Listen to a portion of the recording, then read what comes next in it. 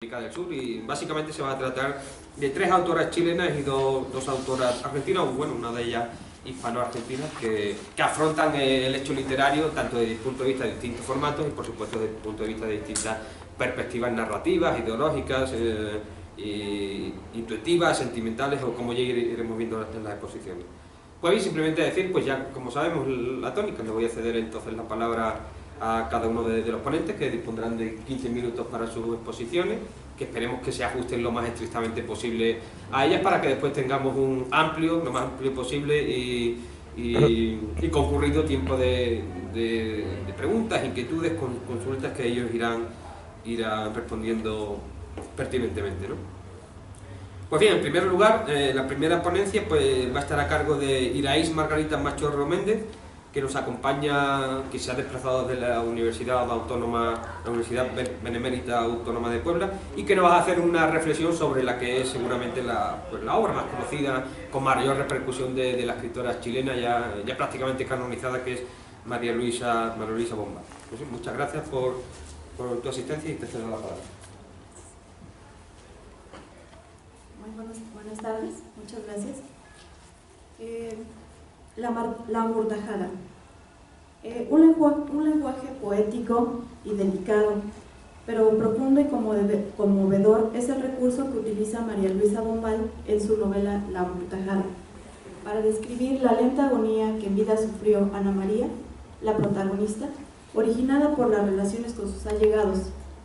En esta novela, escrita en 1938, se cuenta la historia de una mujer que acaba de morir y que al entreabrir sus ojos observa a sus cercanos darle el último adiós. El ritual fúnebre le lleva a desprenderse de la afectividad que le une con cada uno de ellos, en especial de los hombres que amó, para, como dice la autora, cito, fundirse en la constante palpitación del universo. La amortajada es considerada la obra maestra de la escritora chilena, cuya producción literaria es escasa y breve, pero muy importante. Análisis de críticos literarios y comentarios de escritores contemporáneos a Bombal, como Borges, José Bianco, Pablo Neruda, por citar algunos, ponen en relieve la repercusión de su novela al renovar la narrativa latinoamericana de los años 40, puesto que se aleja del estilo predominante de la época, de la mera narración de hechos y del relato testimonial, y focaliza las motivaciones psicológicas de la conciencia de sus personajes. La fusión que crea dentro de su obra entre lo irreal con lo verosímil la posiciona como la precursora del realismo mágico, aunque para otros es la fundadora del movimiento vanguardista. Otros alegan que pertenece a los contemporáneos e incluso la sitúan dentro de una narrativa inclasificable. A poco más de 100 años del nacimiento de la escritora, han surgido nuevas lecturas de su producción literaria, como los estudios de género, que han llegado a considerar su obra como un reflejo de la sociedad chilena de su época y la condición femenina frente a temas como el amor y el matrimonio. Dentro de estas nuevas perspectivas y desde una dimensión general, me he aproximado a la novela de La amortajada desde la gramática cognitiva y la gramática sistémico-funcional, para pretender explicar la relación entre el lenguaje poético que utiliza la autora y el efecto en la percepción de sus lectores.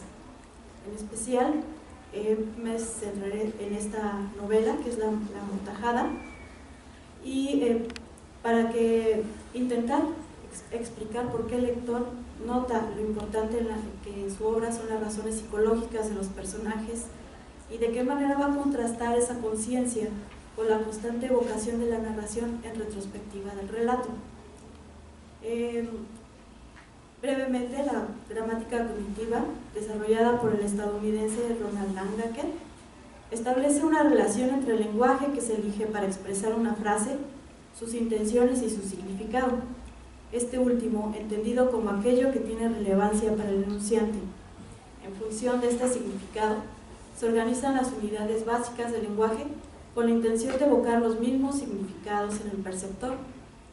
En cuanto a la gramática sistémico-funcional, explicada por el inglés de Michael Halliday, se toma de su modelo el análisis de los verbos, que representan los procesos semánticos dentro de la cláusula y que pueden ser materiales, mentales o relacionales, dependiendo de la configuración y que contribuyen a la reconstrucción de la experiencia. Desde esta primera aproximación encontramos que la principal voz narrativa es la de Ana María, la protagonista, quien da cuenta de la indiferencia y la soledad, a veces radical, frente al dominio masculino, y esto se refleja a través de los procesos mentales de percepción, emoción, cognición, y que a menudo son intensificados con el contraste con adverbios como dulcemente o adjetivos como tierno. También se encuentran procesos relacionales en donde expresa la discrepancia emocional entre los atributos de una mano, un abrazo o un rostro, a los que transforma en sujetos de la cláusula, y cito como ejemplo: recuerda y siente aún sobre la nuca una mano perdonadora que la apartaba, sin embargo, dulcemente. En otra cita: y de noche su abrazo era fuerte aún, tierno, sí, pero distante.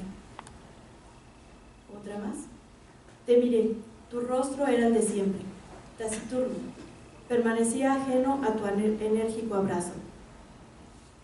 O como él, la cara hundida en la chaqueta de un hombre indiferente, ella buscaba el olor, la tibieza del fervoroso marido de ayer.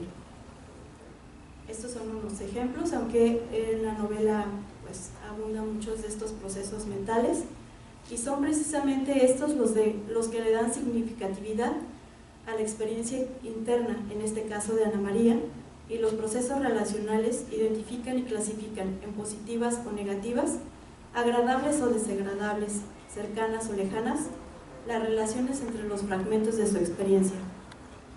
Desde el análisis literario se ha encontrado que el conflicto en la amortajada es psicológico y que subyace en la introspección de los personajes. Desde la teoría de los géneros, también en el marco de la gramática sistémico-funcional, esto se explica porque, aun cuando su clasificación como género literario, la amortajada es claramente una novela, dentro de los géneros discursivos se combinan el recuento autobiográfico y la biografía. Autobiográfico porque en la mayor parte de la novela el narrador es la propia protagonista, y biográfico porque también existen otras voces narrativas que van dando cuenta de los sucesos vividos por Ana María, como la voz del personaje de Fernando, que es su confidente, o la del sacerdote y la del narrador omnisciente. La evocación constante del pasado y el registro de los sentimientos que los sucesos relatados generaron en la protagonista produce la percepción de que el conflicto en la obra de Bombal se remite a lo psicológico.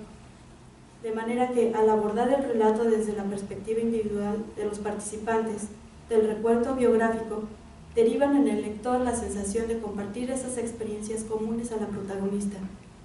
Igualmente, esto dentro del modelo de Halili. Un marcador más de la exaltación de los procesos mentales son las preguntas con las que Ana María mantiene el diálogo e intensifica la sensación de unir sus experiencias con el lector. Y cito: ¿por qué? ¿Por qué la naturaleza de la mujer ha de ser tal que tenga que ser siempre un hombre el eje de su vida? En otra pregunta: ¿era preciso morir para saber ciertas cosas? Ahora comprende también que en el corazón y en los sentidos de aquel hombre ella había hincado sus raíces. Para concluir, aunque este acercamiento ha sido muy general con la gramática cognitiva, se puede realizar la búsqueda de argumentos de cada uno de los elementos importantes de la estructura de una obra. Por tanto, considero que el estudio abre la posibilidad y la inclusión de obras de las mujeres escritoras que no han sido publicadas, difundidas, o que han sido olvidadas, rechazadas o relegadas, por supuestamente no cumplir con un canon que no está del todo claro. Creo que de continuar con un análisis como este en alguna investigación, podríamos hallar mayores argumentos para afirmar que la obra de María Luisa Bombal debería estar considerada, reconocida y difundida ampliamente como dentro de los grandes escritores de la literatura latinoamericana. Muchas gracias.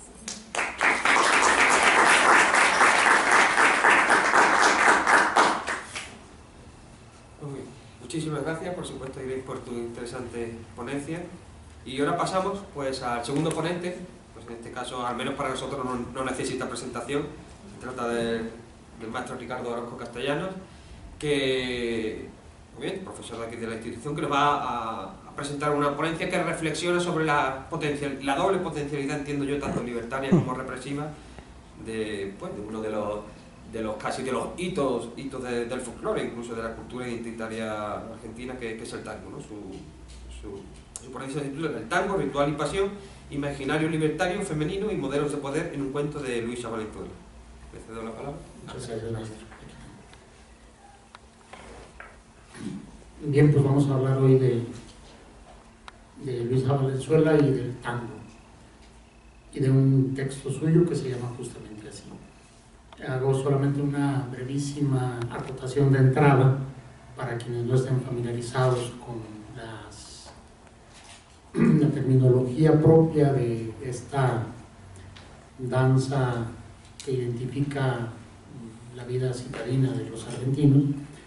Se hablará en el texto de tango y milonga, y seguramente en ocasiones como sinónimos y en ocasiones con alguna pequeña diferencia. Solo aclaro que la milonga es una variación un poco más acelerada, más rítmica del tango, por lo tanto es un género musical popular, y también es el lugar donde las personas se reúnen a bailar tango casi siempre los viernes o los sábados por la noche. De la extensa y no menos intensa obra de la narradora argentina Luisa Valenzuela, nacida en 1938, he escogido tan solo un ángulo liminar para asomarme al vasto territorio de sus obsesiones literarias. Se trata de un cuento breve, incluido en el volumen de relatos Simetrías de 1993. El cuento tiene un título mínimo pero emblemático: Tango. En su exiguo discurrir narrativo encontraremos paradójicamente un cúmulo de referencias cruzadas que evocan contextos micro y macro. Por una parte, el contexto integral de las ficciones de Valenzuela, e igualmente de sus reflexiones sobre el acto de narrar, enfocado desde la corporalidad femenina.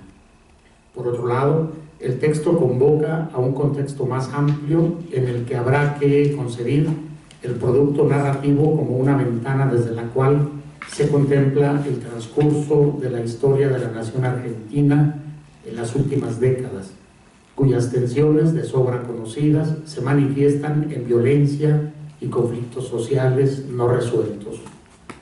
De este modo, el texto de Valenzuela se proyecta simultáneamente en varios campos de batalla, territorios de tensión y conflicto, como hemos vislumbrado.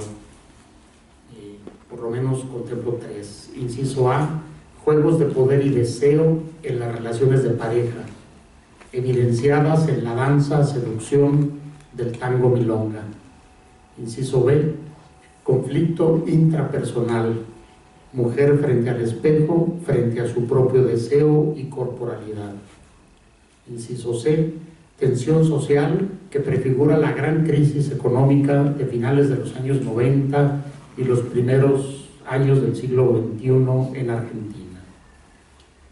En referencia a otro de los relatos geniales publicados más o menos en la misma época por Valenzuela, me refiero a la novel o relato largo Cambio de armas.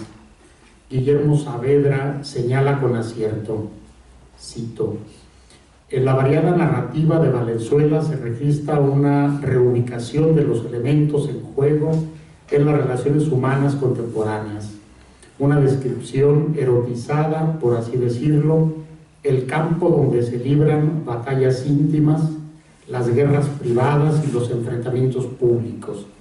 Esas confrontaciones suelen ser cruentas, pero según parece insinuarlo esta obra, inevitables.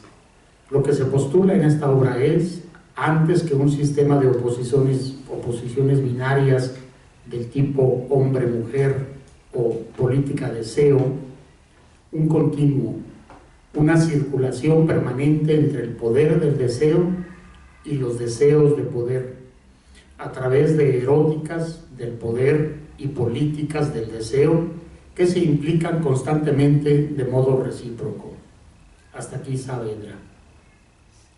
Por otra parte, habrá que acudir a un sustento extraficcional digamos, teórico, pues la propia narradora argentina ha desarrollado un considerable corpus de reflexiones sobre estos temas, especialmente enfocadas al rol cada vez más preponderante de las escritoras, que irrumpen con gran visibilidad en un territorio tradicionalmente minado por la hegemonía masculina, el de la literatura latinoamericana, sobre todo a partir de los años 80 y subsiguientes. Por ello, para los fines de este trabajo, planteo como cauce analítico de los textos de ficción de Valenzuela, casi todos ellos, ya sean anteriores al año 2001 o posteriores, sus propias iluminadoras y peligrosas palabras, subrayado, a partir de las siguientes citas eje. Todas estas citas provienen de un libro que se llama justamente así, Peligrosas Palabras, publicado el año 2001. 1.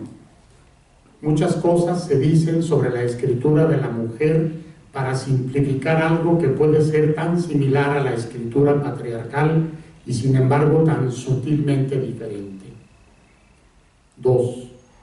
Porque sabemos del peligro que pueden representar las palabras. La mujer, cuyo mandato fue ser bella y callar, va perdiendo su máscara y ya no le importa la belleza, le importa decir lo que no pudo ser dicho desde la hegemonía del padre y siembra algo peor que el desconcierto, siembra la duda.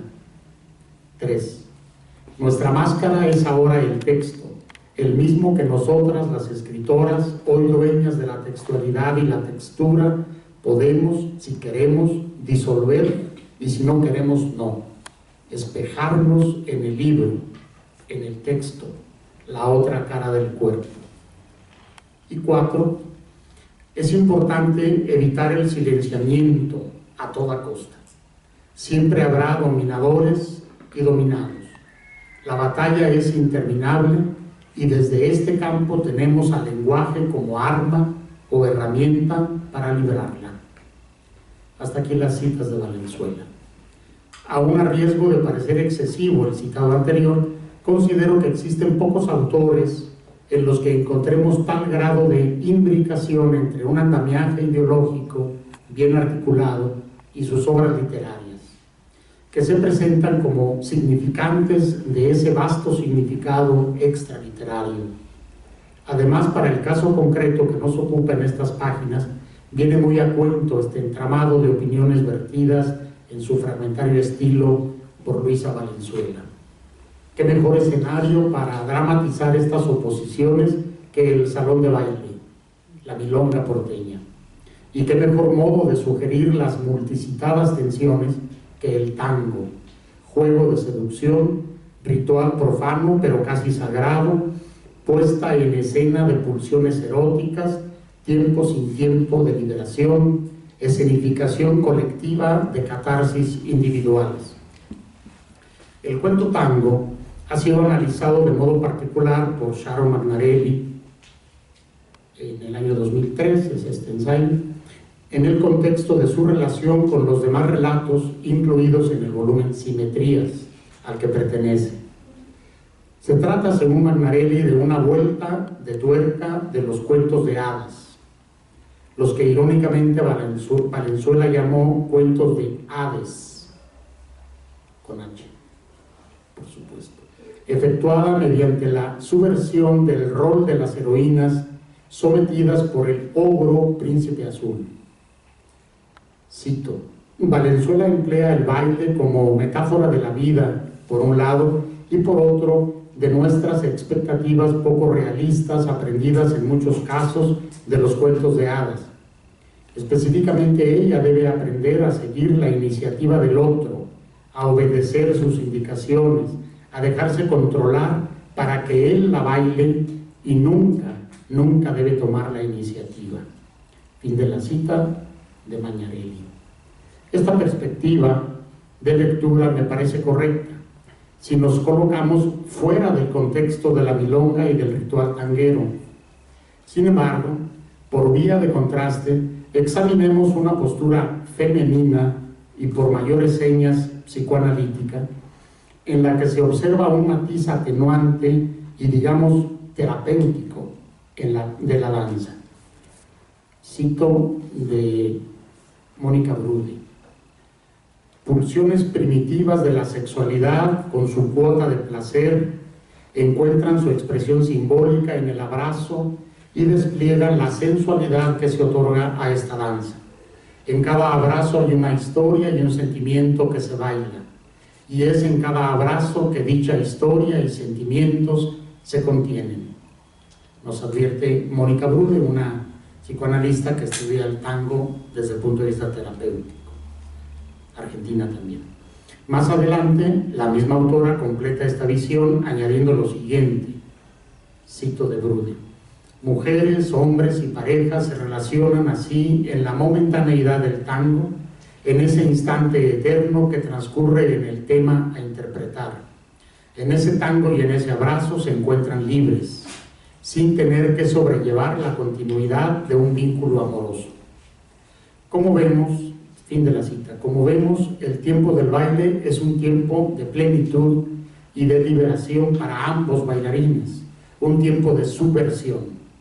La milonga es entonces el espacio del deseo en que las pulsiones, particularmente las femeninas, pueden expresarse sin obstáculos.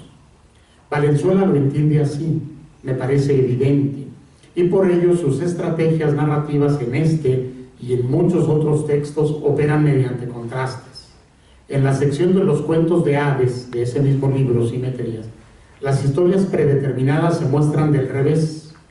Las protagonistas, empoderadas y conscientes de su rol de sumisión, expresan la otra cara de la moneda, toman la voz y cuentan su historia desde un ángulo opuesto, tal como puede apreciarse especialmente en La llave, un texto paradigmático en el que Valenzuela da rienda suelta a su poética de la rebeldía a través de un discurso híbrido, complejo, en el que se combinan referencias metaficcionales e intertextualidad con los cuentos de terror, sobre todo ello presentado como una suerte de confesión post factum, más que anacrónica, acrónica, que potencia la actualización mítica de leyendas como la de Barba Azul, las que intencionadamente revierte.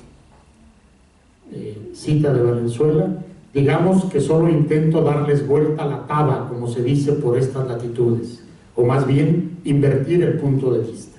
Fin de la cita. Mostrar el otro lado del espejo, atravesarlo como Alicia, para lograr ese cambio de armas frente al ogro otro. No ocurre lo mismo con tango. Aquí asistimos a un ritual que no admite ni remotamente la subversión. Un ritual del deseo en el que no se traspasan los límites, no es permitido romper el espejo para acceder al otro, más que en el breve lapso de la pieza que se baila en una suspensión del tiempo, de las tensiones sociales, de las expectativas de poder. Las reglas de la milonga son tan restrictivas que el encanto puede romperse por un mínimo descuido, un error tan simple como hablar. Yo no vine a dar charla, dice uno de los hombres con los que la protagonista, Sonia Sandra, tiene los dos nombres, se desencuentra alguna vez. Ella anhela el espacio-tiempo de liberación de los sábados a la noche en el salón de baile, porque su vida cotidiana es abrumadoramente gris. Pero cuando intenta que ambos mundos, afuera y adentro, se contaminen, el poder de las normas cancela toda posibilidad de apertura. No solo se trata de las normas específicas de la milonga, ese microcosmos reproduce el orden patriarcal de la sociedad. Me dijeron, dicen, se habla de una mujer que, voces anónimas que fijan las reglas de conducta durante el tiempo del baile. No son sino una reproducción de las sacrosantas normas que rigen el mundo real. Hay aquí algunas normas de la milonga que no voy a citar en ahorro de tiempo, pero tienen que ver con esta codificación de conducta que tienen que observar los bailarines de tango. Como la mujer tiene que esperar a que el hombre, con un movimiento de la cabeza, la invite a bailar, y ella tiene el poder de decidir si baila o no con él. con una leve inclinación de cabeza y una sonrisa. Y si decide que no, el hombre queda en evidencia, por ejemplo.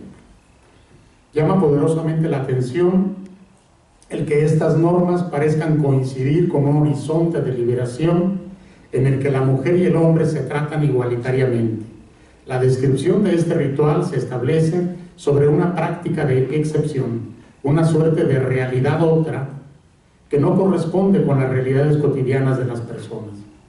En el caso del cuento de Valenzuela, dicha oposición se halla hábilmente puesta en crisis gracias al recurso de focalización narrativa. Es la propia Sonia Sandra quien asume un punto de vista que opone afuera, adentro, vida común, tiempo de baile. Justo desde la elección de esos dos nombres para la protagonista, percibimos la existencia de dos universos paralelos, uno imaginario, el otro real. En el momento de quiebre, cuando ella intenta un acercamiento, si se quiere banal, al compañero elegido en aquella ocasión, la que narra el cuento, cuando intenta cruzar el umbral de la seducción ilusoria del tango a un ejercicio de seducción real, ella es expulsada del círculo de tiza sagrado y se le niega la posibilidad de una relación igualitaria mediante el cruel expediente de la respuesta machista que reafirma el orden hegemónico masculino de la sociedad. Veamos simplemente, y a guisa de conclusión, el breve diálogo final entre Sonia Sandra y el compañero ocasional de baile. Departamento no tengo, explico, pero tengo una pieza en una pensión muy bien ubicada, limpia, y tengo platos, cubiertos y dos copas verdes de cristal, de esas bien altas. Verdes son para el vino blanco, blanco, sí. Lo siento, pero al vino blanco no se lo toco. Y sin hacer una vuelta más, nos separamos. El hombre no quiere tomar vino blanco porque eso es cosa de mujeres. En suma, podemos sugerir que Valenzuela se mueve en dos planos discursivos bastante diferenciados a lo largo de los textos que constituyen el volumen Simetrías. Por una parte, el nivel paródico de los cuentos de hadas, reescritos en una clave que tematiza el discurso feminista, un discurso formulado en otros sitios por ella misma, tal es el caso del cuento La llave ya mencionado. Por otra parte, el tango sigue una línea más o menos tradicional, la del cuento realista, incluso mimetizando con intención irónica los relatos clásicos de la modernidad bonaerense, en una línea estilística no lejana de autoras como Silvina Ocampo o Luisa Mercedes Levinson, que era su madre, por cierto, para evidenciar el revés de ese mismo tipo de ficción y el lado opuesto de un esquema en el que aparentemente el deseo de liberación se impone al orden masculino en el espacio fuera del mundo de la milonga, lo que finalmente no ocurre, puesto que la protagonista narradora se ve forzada a admitir al final su derrota, la imposibilidad de romper el círculo consagrado de la danza para convertirlo en vida real. Muchas gracias.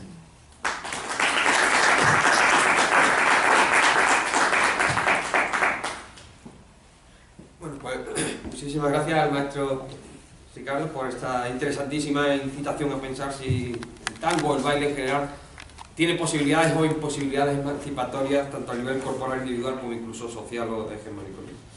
Pues bien, pues volvemos, empezamos por Colombia, nos fuimos a Argentina y volvemos entonces a Colombia y esta vez con...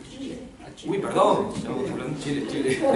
Eso, empezamos con Chile, con Bombal, nos fuimos a Argentina con Valenzuela y volvemos a Chile con dos autoras que si no están canonizadas pues estarían un poco en vías de canonización, que son Yamela Artiti y Nona Fernández, con dos novelas, precisamente Mapocho de Fernández y Impuestos a la carne de Yamela Artiti, en una ponencia que nos va a presentar Daniela Pérez López, que viene gentilmente a acompañarnos desde la Universidad Autónoma de Querétaro.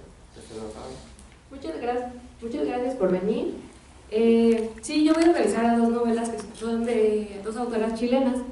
Y también voy a retomar a una autora mexicana que es Cristina Rivera Garza para hacer este recorrido de este juego de poder que se ejerce en una dictadura, bueno, en la dictadura que vivió Chile como contexto. Y voy a dar empiezo. En los últimos años, diversos autores latinoamericanos han tenido la inclinación de escribir narrativas que incursionan en hechos sociales y políticos, en las cuales suele predominar el espacio decadente, violento e incluso hostil. Bajo este escenario, algunas escritoras chilenas han detenido su mirada para presentar un organismo primordial, el cuerpo, precisamente, el dañado, el dolido, en el que grupos dominantes ejercen violencia directamente. El cuerpo se traza como enfermo, como maldito, para comunicar las vivencias de un país, de su país, de Chile. Dos escritoras que incursionan en esas expresiones de dolor son Diamela Etic y Nona Fernández, con Impuesta a la carne, y Mapocho, respectivamente, que tratan de llevarlo y expresarlo más allá de una individualidad, intentan implicarlo a una colectividad, que más adelante vamos a ver cómo se define esa colectividad, más específicamente.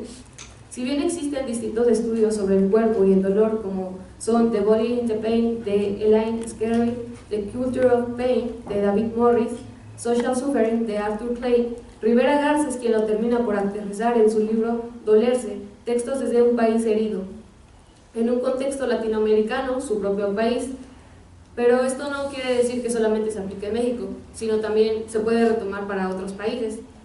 La autora fronteriza determina cercanamente la cuestión de un dolor en común, un condolerse que también viene al caso en momentos históricos de otros lugares.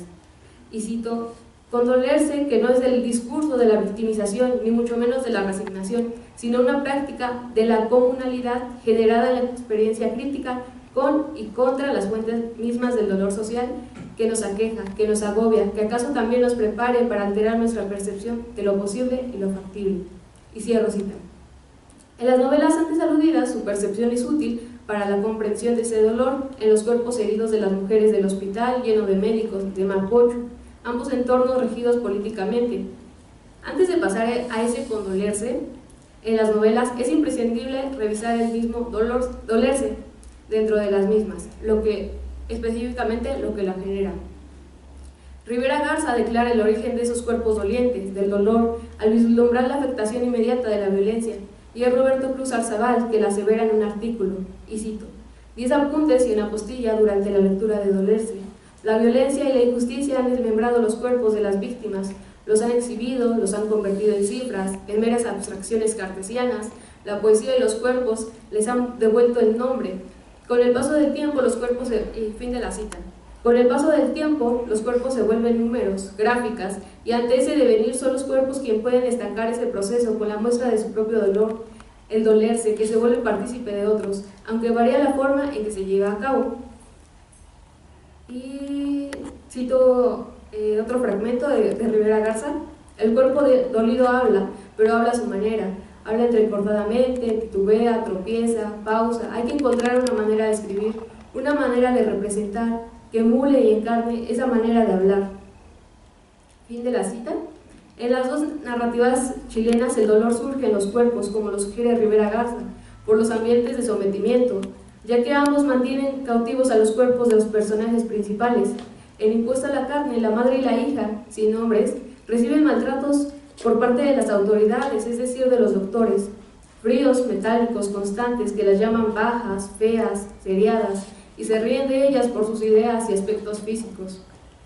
Y tengo una cita de la novela: mientras me sacaban con toda la cautela del mundo la ropa que tenía, ellos, los médicos, sin la menor consideración o recato o respeto, se rieron de mí, de mi reporte, de mi cara, y se burlaron de mis huesos irregulares y ya demasiado dudosos. En cierto capítulo, la misma madre reprime a la hija por tratar de expresar su dolor para las pastillas que tomaron. Y al final se encuentran con otras 13 mujeres que pasaron por lo mismo en la sala de recuperación después de ser operadas sin su consentimiento. Y cito: somos 15 en la sala y ululamos como perras. En la mal hora de nuestros sonidos parece que fueran a estallar los puntos con los que nos cosieron. Y esta comparación es una cuestión literaria, porque están tratando de reflejar lo que sienten. Al respecto, el dolor emana para resistir a una muerte segura, y se visualiza que la hija es la que trata mayormente de reflejar su dolor, en ese sitio rodeado de médicos y fantasmas que están alertas en movimiento. En Mapocho sucede un caso similar, con los habitantes del espacio que lleva el mismo nombre que la novela. el dolor se da por el contexto expuesto e impuesto a la vez. En cuanto a Mapocho, este ambiente dominado por milicos, maldijo a Rusia, y cito: nací maldita desde la concha de mi madre hasta el cajón en el que habrá descanso. Y a indios, siempre subimos malditos indios. Y sigo, y no solo eso, sino que les quitó a su padre para que él elaborara la tarea de hacer escritos sobre la historia de su pueblo. Durante su ausencia en Mapocho, los milicos dañaron más cuerpos, apresaron en una cancha a varias personas. Una cancha en donde los quemaron a hombres, a mujeres, embarazadas. La violencia se efectúa en Rusia, indios, sobre todo en los vecinos y amigos de los hermanos. Ante tales hechos de constreñimiento en impuesto a la carne en Mapocho, solo algunos de todos los afectados sienten un dolor permanente. Ante la rectificación y la rapiña, ante el cinismo y la indiferencia, nada como reconocer por principio de cuentas que si justo en ese momento somos capaces de ver el dolor de los otros, es porque somos privilegiados, y este tipo de privilegio está conectado de maneras directas e indirectas, de maneras heréticas e injustificables, de maneras desiguales e históricas, con el dolor ahora observable de los otros. El dolor se vuelve privilegio de pocos. En la novela son la hija, Rusia e Indio quienes son capaces de transmitirlo sólidamente a través de sus cuerpos. La hija de la obra de Edith sostiene conciencia de su dolor, y cito: tengo definitivamente dos autonomías. Una, la más destruida y emotiva, está a la vista de todos, cualquiera puede verla y evaluarla, pero mi otro cuerpo es perturbador y ocupa demasiado espacio, pero mi otro cuerpo contiene el lugar del dolor orgánico que circula y se desplaza, duele, hiere al cuerpo visible, lo ataca desde sitios inesperados, en cierto modo me humilla, aunque esta es una expresión demasiado dramática porque no se trata de un envilecimiento, sino de la suma destructiva de años de enfermedades. Es cierto que los cuerpos de la hija, Rusia e Indio muestran un dolor de resistencia, sin embargo cada uno lo demuestra a su manera, lo hablan a su manera, como lo repetiría Rivera Garza. Y pues la hija a lo largo de la novela trata de crear sus propios escritos, de crear su propia versión de lo que está contando su padre, que es obligado a escribir una historia de Chile, pero que es benéfica para los grupos de poder, no para las mujeres, los hombres quemados y las involucradas, las enfermas. Y en cuanto a Rusia, ella prefiere los cuentos, transmitir la historia por cuentos e Indio a través de la pintura.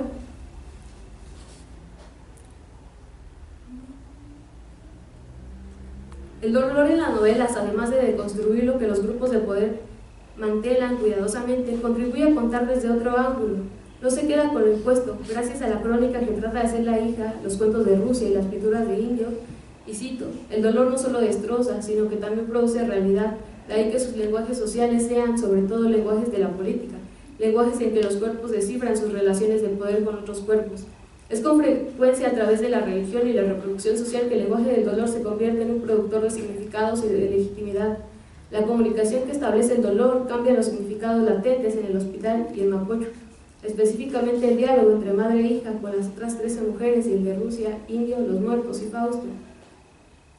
El dolor de los personajes predilectos puede que sea desconcertante y canse el cuerpo magullado, pero favorece para la producción de otra visión de lo legitimizado. Las heridas, las enfermedades, las maldiciones acaban por valer la pena. Y cito una parte del texto de Rivera Garza: el dolor paraliza y silencia, es cierto, pero también satura la práctica humana y en ocasiones la libera, produciendo voces que, en su profundidad o desvarío, nos invitan a visualizar una vida, otra, en plena implicación con los otros. Fin de la cita. Ese dolor marca a los demás, no solo al sujeto que lo exterioriza, se va formando una cadena de asimilación en torno. Es decir, que a partir de ese dolor que muestran las autoras, que muestran los personajes en sus expresiones, se va creando una cadena de asimilación entre las personas y que ya no se vuelve simplemente un dolerse, sino que ya cada vez se va haciendo un condolerse mutuamente entre las personas, entre las mujeres, entre los muertos.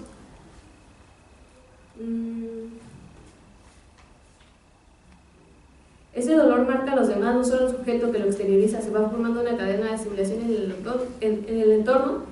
Y cito un fragmento: el tema del dolor individual e íntimo que muchas veces se transforma en una cicatriz muda pero evidente, y el dolor social que marca la historia y el presente de las comunidades en las que vivimos.